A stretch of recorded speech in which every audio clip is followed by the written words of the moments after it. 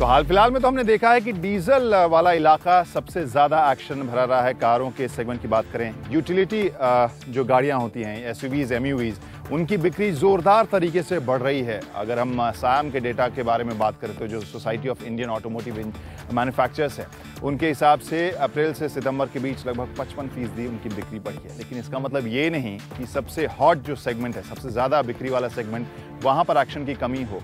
या छोटी गाड़ियों यानी हैचबैक का सेगमेंट, और वहीं पर एक बार फिर से कब्जा जमाने के लिए या उसे बढ़ाने के लिए मारुति ने इस नए दावे को पेश किया है।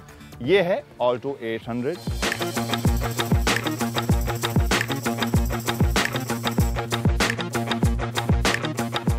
सालों से भारतीय कार बाजार में बिक्री के हिसाब से सबसे आगे रहने वाली ऑल्टो अब नए अवतार में आ रही है। ऑल्टो के 800 सीसी इंजन वर्जन को मारुति नए रंग रूप में पुरानी ऑल्टो की जगह ला रही है ऑल्टो 800 के रूप में। साथ में 1000 सीसी वाला ऑल्टो K10 अवतार तो रहेगा ही। कंपनी ने इसके लुक में कई बदलाव किए हैं और साथ में इंजन को और स्मूथ बनाने का दावा किया है।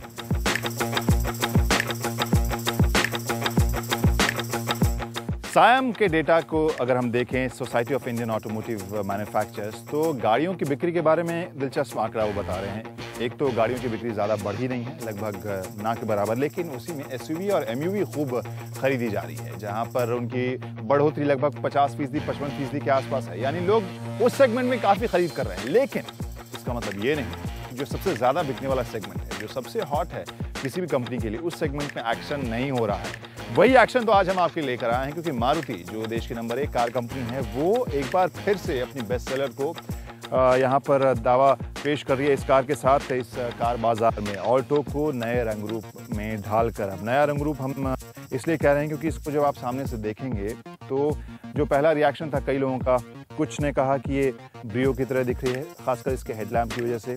और आप इसमें चेहरे को देखें, फ्रंट ग्रिल और साथ में हेडलैम्प का जो मिक्स है साथ, और यहाँ पर जो लाइंस बोनेट के ऊपर से आ रहे हैं नीचे की तरफ, इन सबको मिलाकर कोई ब्रियो, कोई इयॉन मेरे हिसाब से भी थोड़ी सी हिंडिश लग रही है। लेकिन जो डिज़ाइनर्स की कोशिश थी उसमें वो सफल हुए हैं।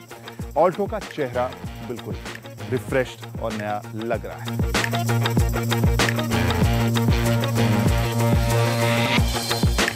चेहरे के साथ साथ और क्या बदला है, एक बार देखते हैं। पिछले हिस्से में जब आते हैं तो अगले फ्रंट की तरह यहाँ पर भी आपको तब्दीली लाइट में सबसे ज़्यादा पहले मिलेगी, जो रैप अराउंड टेल लैम्प है इसका।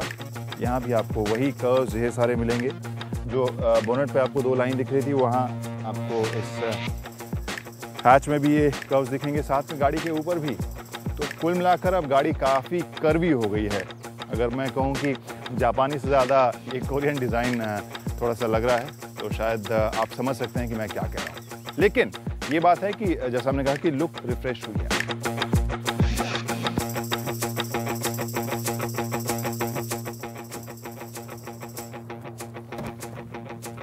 और यहाँ पर जब आप अंदर बैठते हैं तो फिर आपको बहुत ज़्यादा अंतर नहीं महसूस होगा। अगर मैं जगह और बैठने के ढंग की बात करूँ तो आपको पुराने ऑल्टो की ही झलक आएगी। लेकिन डैशबोर्ड आप देखेंगे कि बिल्कुल नए तरह का दिया गया। हालांकि प्लास्टिक बहुत ही बेसिक है, जाहिर सी बात है, जिस सेगमेंट में गाड़ी आती है वहाँ पर इस तरह के प्लास्टिक से बेहतर शायद उम्मीद करना बेकार होगा। लेकिन ठीक ठाक फिनिश मुझे साफ़ सुथरा नज़र आ रहा है। इस ग्रे के साथ इस मेटालिक आउटलाइन का भी इस्तेमाल किया गया है, जो इसके सेंटर जो पैनल है उसको हाईलाइट कर रहा है। अच्छा लग रहा है।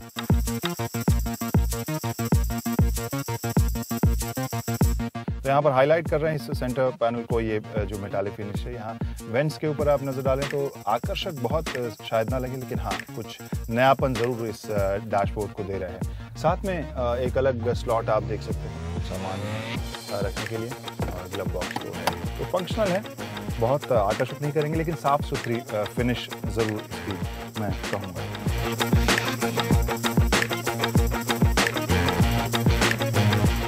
तो कुल मिलाकर फिनिश साफ़ सुथरी आपको लगेगी। बहुत ज़्यादा कलर्स का इस्तेमाल नहीं किया गया, जिससे कि ये क्लीन एक नज़र आपको आता है। साथ में कुछ सामान रखने के लिए कुछ जगह यहाँ भी नीचे बनाई गई है, और जो पावर विंडो का स्विच है वो आपको गियर के ठीक पीछे दिया गया है। यानी अगले 2 जो खिड़कियाँ हैं वो इस पावर विंडो स्विच से खुल सकती हैं। वहीं पीछे के दोनों जो खिड़कियाँ हैं वो मैनुअल हैं, आपको घुमा के उन्हें खोलना पड़ेगा। माइलेज को बेहतर करने का दावा भी 22.7 किलोमीटर प्रति लीटर का है। ऑल्टो 800 को कंपनी पेट्रोल और सीएनजी वर्जन में उतारेगी। यही नहीं, टॉप एंड में एयरबैग भी। कंपनी ने ऑल्टो की लंबाई चौड़ाई भी बढ़ाई है। पहले से ये 15 मिलीमीटर लंबी और ऊंची है।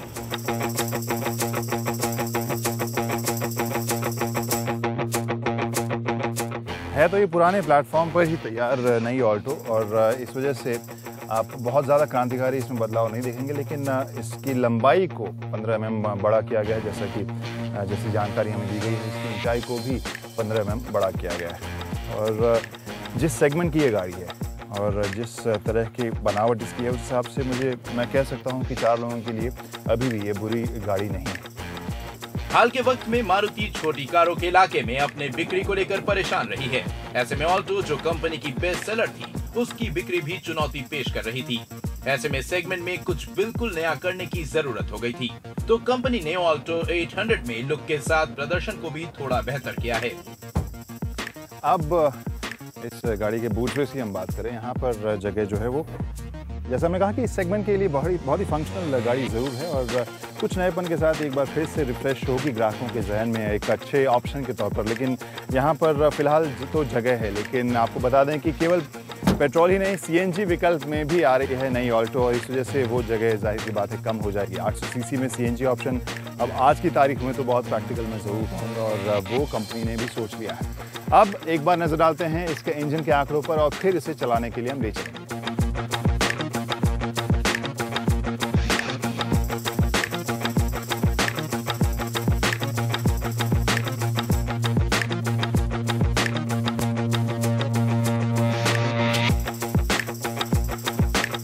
तो ऑल्टो को मैं ड्राइव करने के लिए निकल गया हूँ। यहाँ पर आपको याद दिला दूँ कि प्लेटफॉर्म पुरानी ऑल्टो वाला ही है, और वही इंजन भी पुरानी ऑल्टो वाला ही है। इस इंजन को ज़्यादा किफ़ायती बनाने को कोशिश की है मारुति ने, और 15% ये ज़्यादा किफ़ायती हुई है, ये कंपनी दावा कर रही है। 22.7 किलोमीटर प्रति लीटर का माइलेज है। अगर पेट्रोल ऑल्टो की बात करें तो इसके अलावा सीएनजी वाली किफ़ायती ऑल्टो भी तो आएगी ही।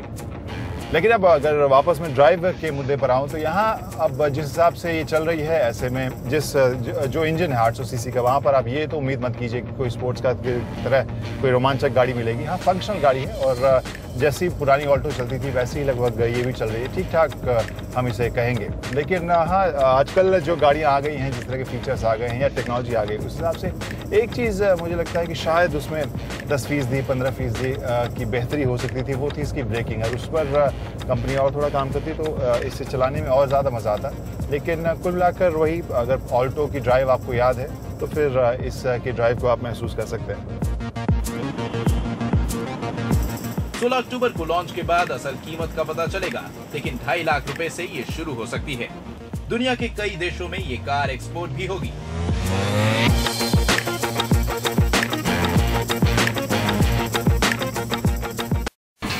India's #1 news app just got even better. Download NDTV's new app. Fully optimized for retina display. Full screen view. Faster response time. And Sudoku. NDTV's new iPad app. Download now.